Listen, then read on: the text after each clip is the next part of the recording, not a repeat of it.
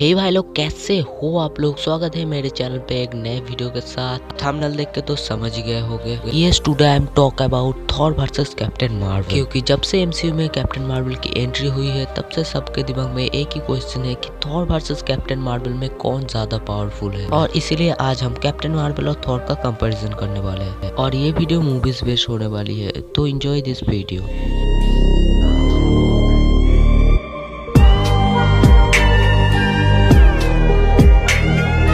तो चलिए बात कर लेते हैं इन दोनों के पावर्स के बारे में। तो कैरल डायनोस यानी कि कैप्टन मार्वल को अपने पावर मिला स्पेस स्टोन से, एंड स्पेस स्टोन की वजह से उसके पास strength, durability, speed and reflexes जैसे बेसिक पावर आ गई थी। और इसके साथ साथ उसके पास आया फोटोन फिस्ट जैसे ability. Captain Marvel easily energy manipulation and energy absorption कर सकता है और इसके अलावा उसके पावर्स को सही तरीके से इस्तेमाल करना भी वो जानती है। और इसके अलावा भी वो एक क्री ह्यूमन हाइब्रिड यानी कि आधी इंसान और आधी क्री एलियन है। और तो और कैप्टन मार्वल के पास इनहेंस हीलिंग पावर है। इसका मतलब वो अगर कभी घायल हो भी गया तो बहुत जल्दी अपने आप को हील कर सकता है।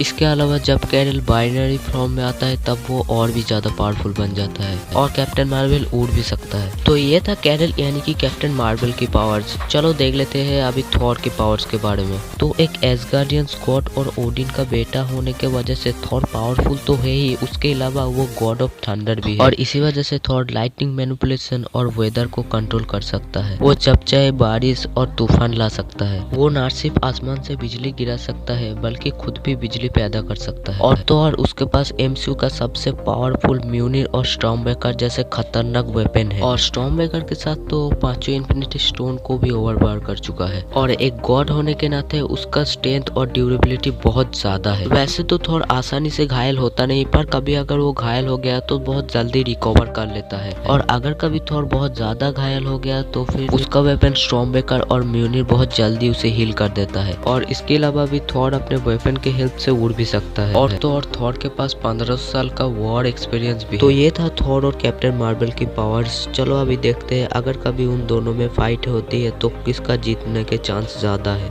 तो शुरुआत करते हैं स्ट्रेंथ से।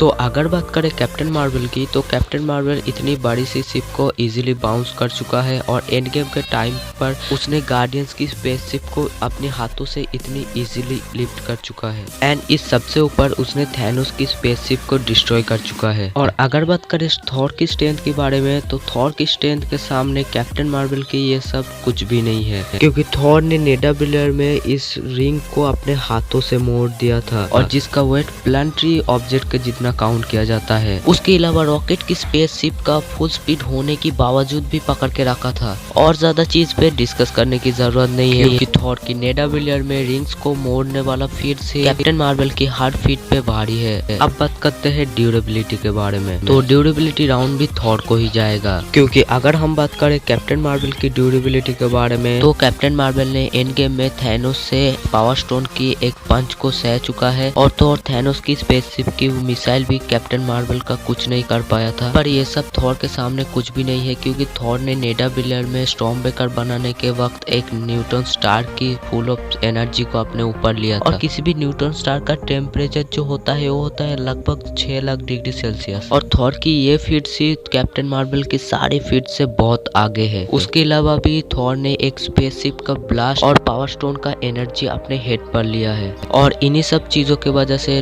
ड्यूरेबिलिटी का राउंड भी थॉर को ही जाता है। लेकिन अगर हम स्पीड वाले राउंड को कंपेयर करते हैं तो इसमें कैप्टन मार्वल थॉर को बीट कर देता है। अब ऐसा नहीं कि थॉर की स्पीड बहुत स्लो है, थॉर भी बहुत तेज फ्लाई करता है। तो देखो एमसीयू में थॉर की स्पीड जो काउंट हुई है वो है 1 इंटू स्पीड ऑफ साउंड, लेकिन कैप्टन मार्वल की मैक्स स्पीड मानी जाती है 3 इंटू स्पीड ऑफ साउंड। और इसीलिए कैप्टन मार्वल स्पीड में थॉर से थोड़ा आगे निकल जाती है। लेकिन अगर हम बात करें अपने next point experience, skill and reflexes की, तो फिर वहाँ पर थॉर कैप्टन मार्वल से बहुत आगे रहेगा, क्योंकि थॉर ने बहुत सारी लड़ाइयाँ लड़ी है। उसके पास 15 साल का एक्सपीरियंस है और जिसमें उसने बहुत से पावरफुल विलेंस को भी मारा है। मतलब उसके पास लड़ाई का अच्छी खासी एक्सपीरियंस तो है। और वो एक वॉरियर होने के नाते उसका स्किल भी कैप्टन मार्वल से बहुत आगे है। उसके अलावा उसका रिफ्लेक्सेस भी गॉड लेवल है। मतलब एक गॉड होने की वजह से और 1500 साल का एक्सपीरियंस होने की वजह से उसका रिफ्लेक्सेस और वॉरियर स्किल कैप्टन मार्वल से तो बहुत आगे है। तो अब हम कंपेयर करते हैं अपने नेक्स्ट पॉइंट फोटोन और लाइटनिंग को।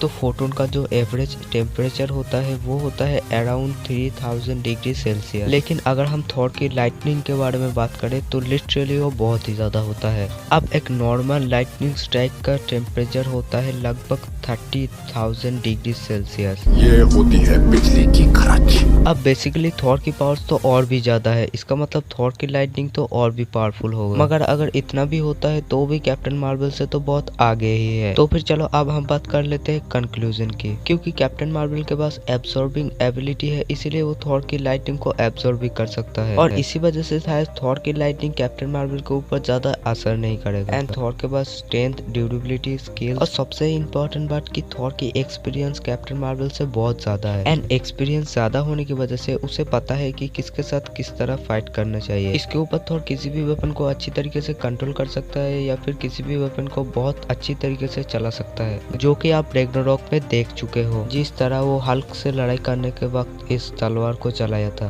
पर इसके अलावा भी थॉर के पास यहाँ पर एक अपर हैंड रहेगा, वो है थॉर की storm breaker. And storm breaker के साथ लिटरली थॉर अनस्टॉपेबल है, जो कि तुम इन्फिनिटी वॉर में देख चुके हो कि थॉर के साथ स्टॉर्म ब्रेकर होने की वजह से वो थैनोस को सारे इन्फिनिटी स्टोन के साथ भी अपने घुटनों पे लेके आया था। एंड ये सब चीजें प्रूव करती है कि थॉर कैप्टन मार्वल से भी बहुत ज्यादा पावरफुल है। इसके अलावा भी थॉर के पास बाइफ्रोस्ट है और एक बाइफ्रोस्ट को ज्यादातर एक प्लेनेट पे खोलने पर वो प्लेनेट ही डिस्ट्रॉय हो जाता है। तो फिर इसके आगे तो कैप्टन मार्वल कुछ भी नहीं है। और इतनी ज्यादा एडवांटेज होने की वजह से I think Thor captain Marvel पे ज्यादा भारी पड़ने वाला है। और यहाँ पर तो हमने ओडिन फोर्स का बात ही नहीं किया, क्योंकि ओडिन फोर्स के साथ तो थॉर और भी ज्यादा पावरफुल हो जाएगा। एंड फाइनली इस कंपैरिजन का विनर है थॉर। और आपको क्या लगता है इसका राय जरूर कमेंट में बता देना। तो ये था एक कंप्लीट वीडियो जहाँ पर हमने कैप्टन मार्वल वर्सेस थॉर का कंपैरिजन किया। उम्मीद है वीडियो आपको अच्छी लगी है। तो अगर वीडियो अच्छी लगी है तो वीडियो को लाइक करके चैनल को सब्सक्राइब कर दो ऐसे नए इंटरेस्टिंग वीडियो आगे देखने के लिए।